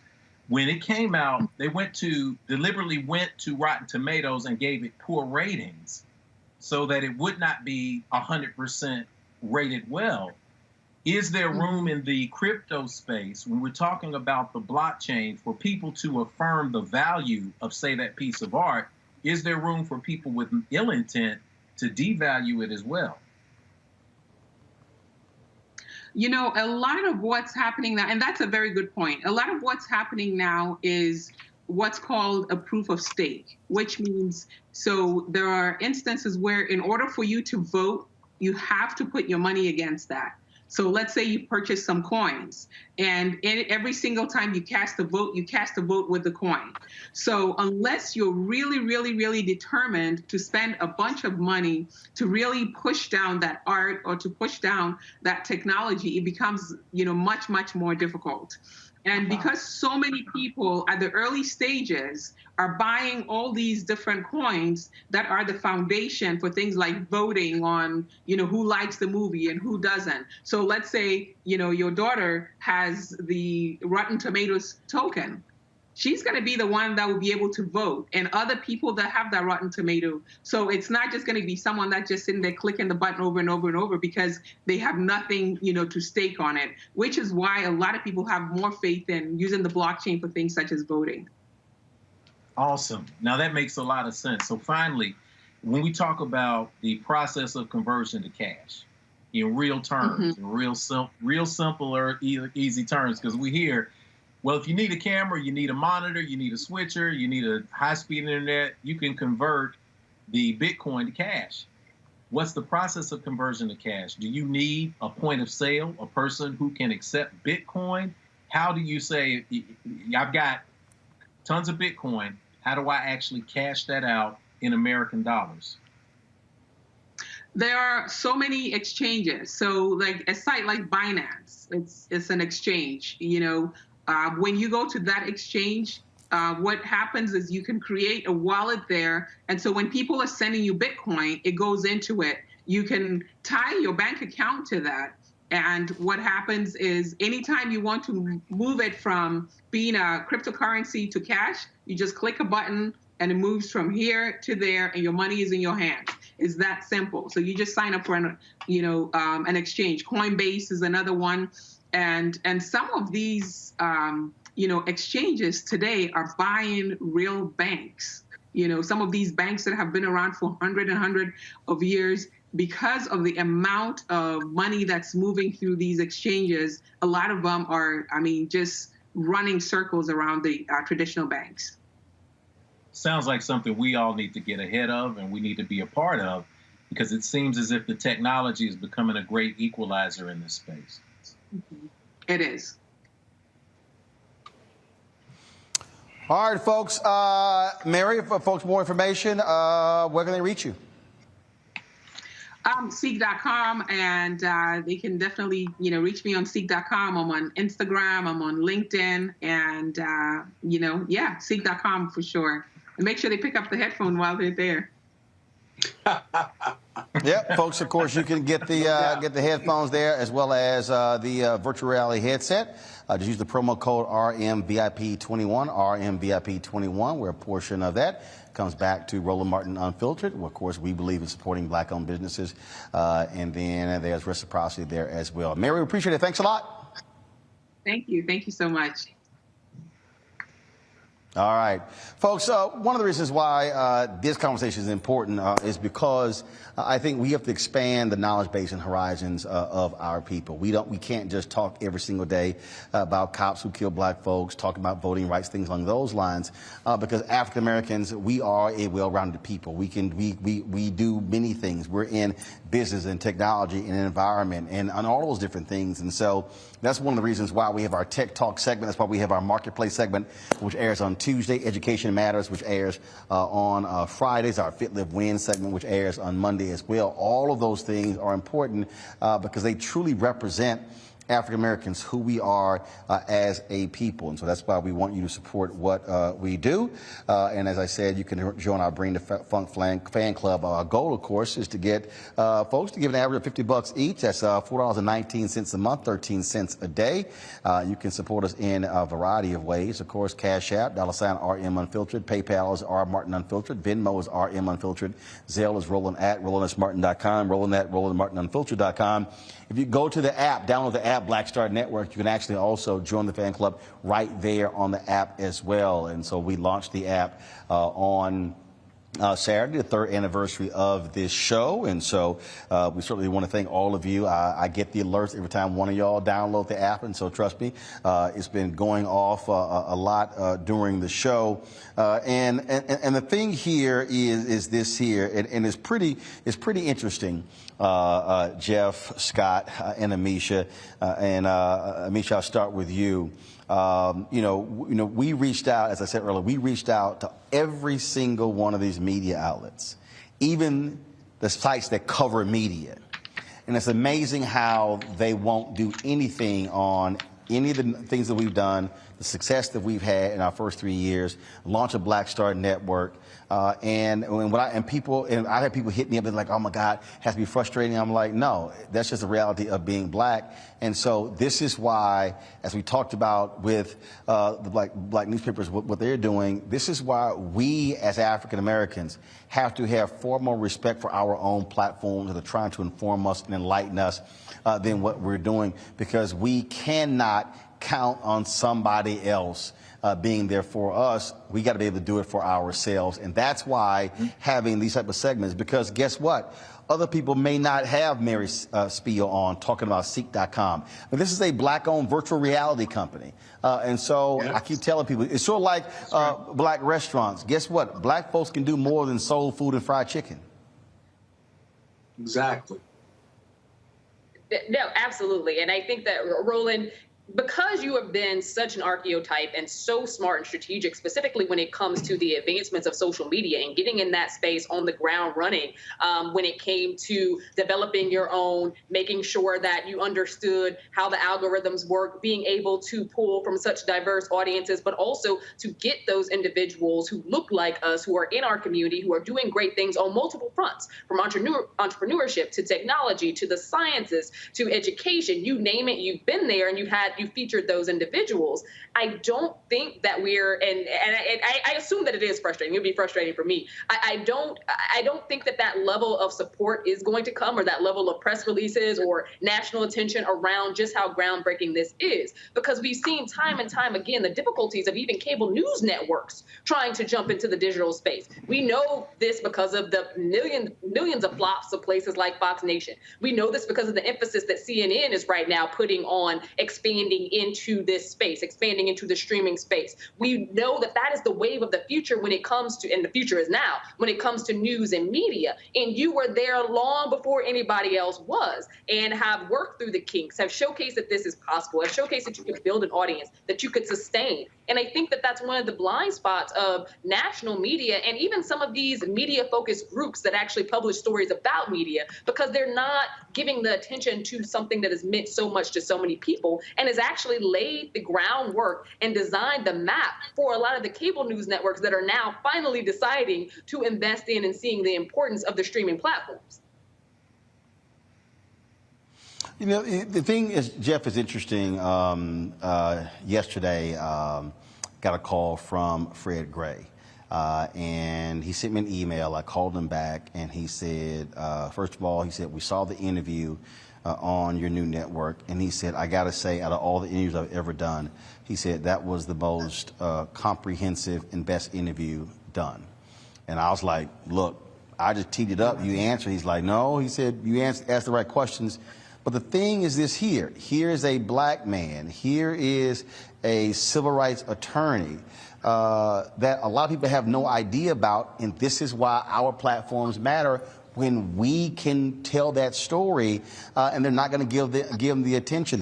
We just finished doing a series of interviews in L.A. that we're preparing, talking to Richard Lawson, Glenn Turman, Jack A., the director Bill Duke, Mario Van Peebles, Michael Collier, Jeffrey Osborne, these in-depth conversations.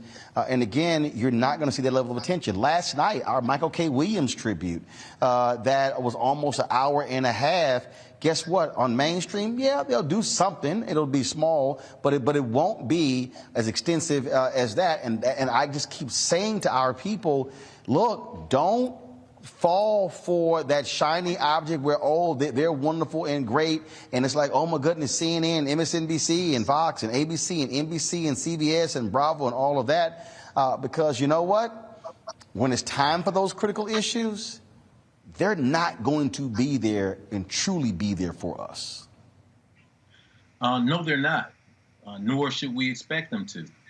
Anytime we look at the history of our sojourn in this country, we recognize that we create, we innovate, they co-opt, and maximize. It's the history of the country.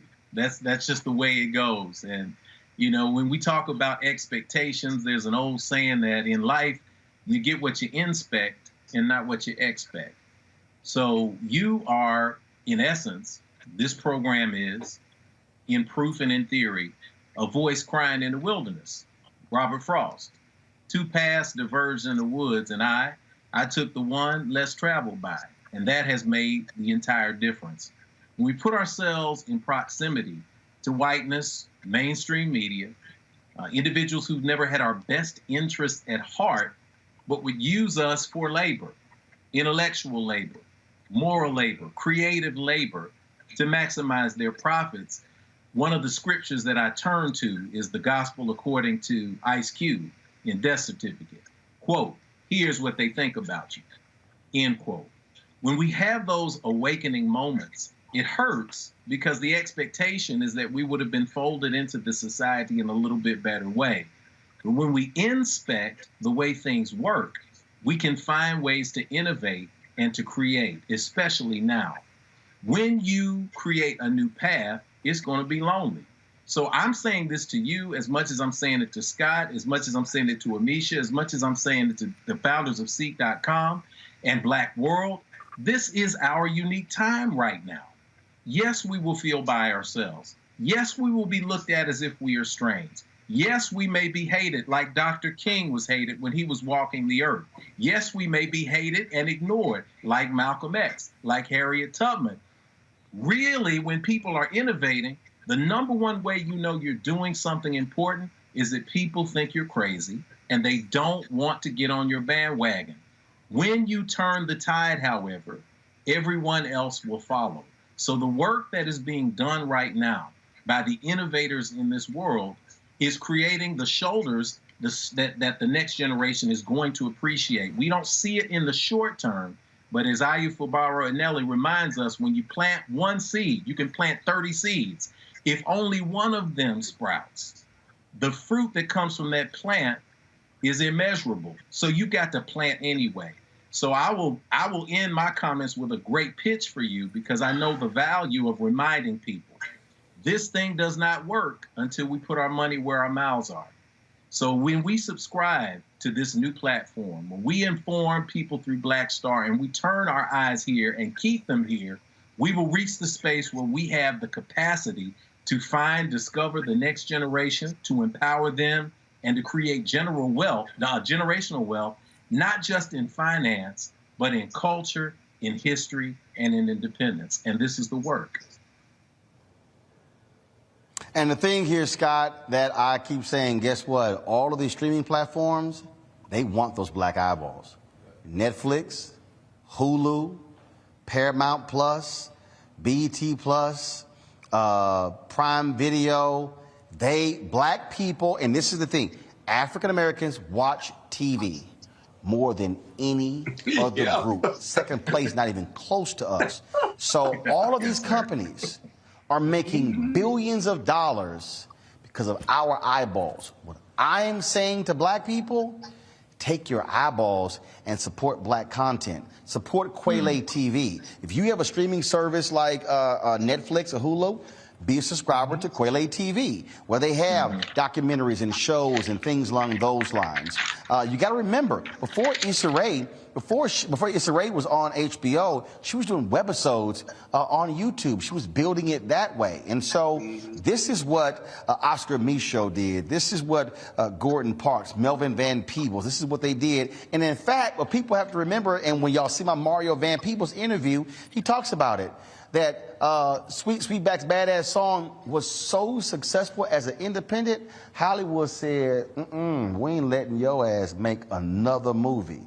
That's what I think what we have to understand. And so all of these media writers out here, there's a reason why they're not writing stories on the launch of Black Star Network, because they say, no, we're trying to lock y'all out because we don't really want to see independent black-owned media grow and thrive, which is why our customer base in the 21st century, and I literally told the students at FIST this, if it wasn't for black people, the Chicago Defender would not have been the newspaper that it was. It was black folks who subscribed, who read it. The same thing with the Pittsburgh Courier.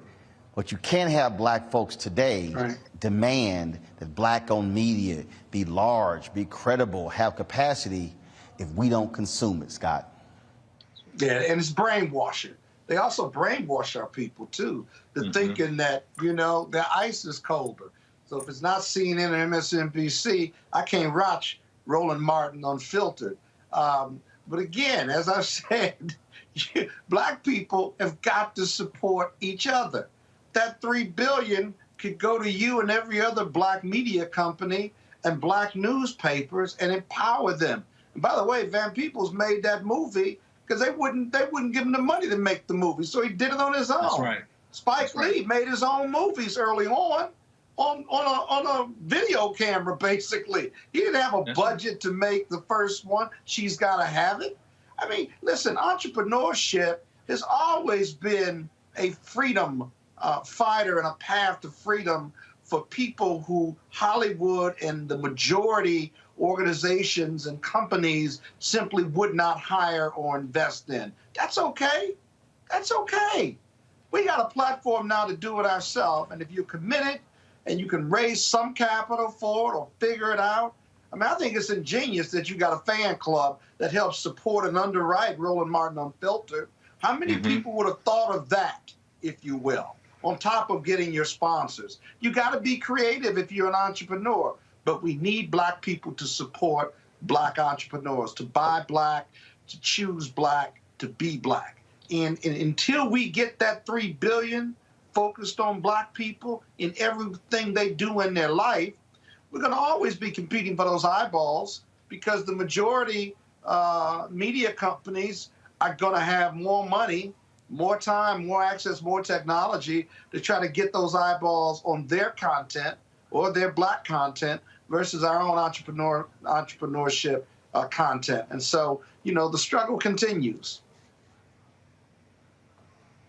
Well, it continues. The bottom line is we're going to put the work in. So again, folks, if you've not downloaded the app, download Black Start Network right now. Again, we're building this up. You know, our goal, we want to have, obviously, we want to hit 1 million, 2 million downloads, build that even larger.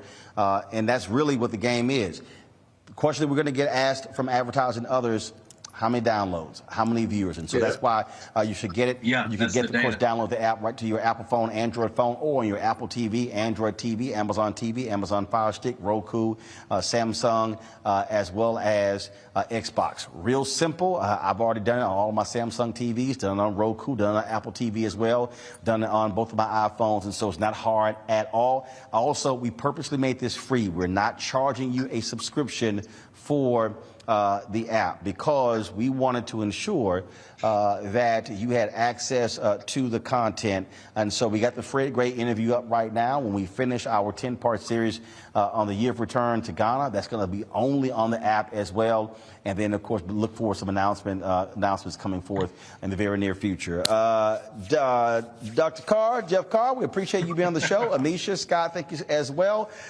Folks, I want to thank the folks here at Fisk University as well. The last couple of days, beginning, of course, today with the first lecture as a scholar in residence, the Revis Mitchell, what do y'all call it? The distinguished, it's like this long title.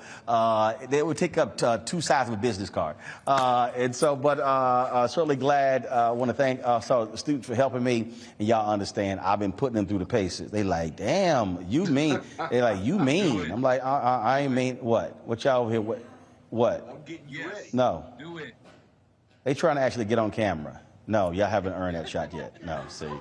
Y'all were a little slow setting everything up. So no, okay. You got to do this faster, then I'll put y'all on camera next time. Okay? Yeah, I thought so. See, so yeah, I made it clear I'm going to put them through the paces, and they're going to get treated just like the staff. Like, look, and they were like, man, you know, you kind of like, you know, you too hard. Deal with it. So that's how. That's the real world. How we roll, and so will be helping us out, and so we'll be here again next month, and then actually the next 3 months giving a lecture, and I'll be doing some other things on campus as well, and so certainly shout out to President Newkirk, to Provost, everybody involved for helping us out. So folks, that's it. I'll be back in studio tomorrow, and we are that close, y'all, that close. I cannot wait to show y'all. We're that close to finishing out our new studios in Washington, D.C. We are installing our new set piece tomorrow. Y'all gonna be blown away when y'all actually see it. And again, your dollars are making that possible. So, man, it's some phenomenal stuff we're doing. And so I am hopeful to be able to unveil our new studio, fully designed, fully lit, early next week. And so I can't wait. All right, folks, that's it. Please, again, download the app, Black Star Network, curated by Roland Martin. Be sure to support us. I bring the Funk Fan Club as well. I will see y'all tomorrow from the nation's capital. Holla!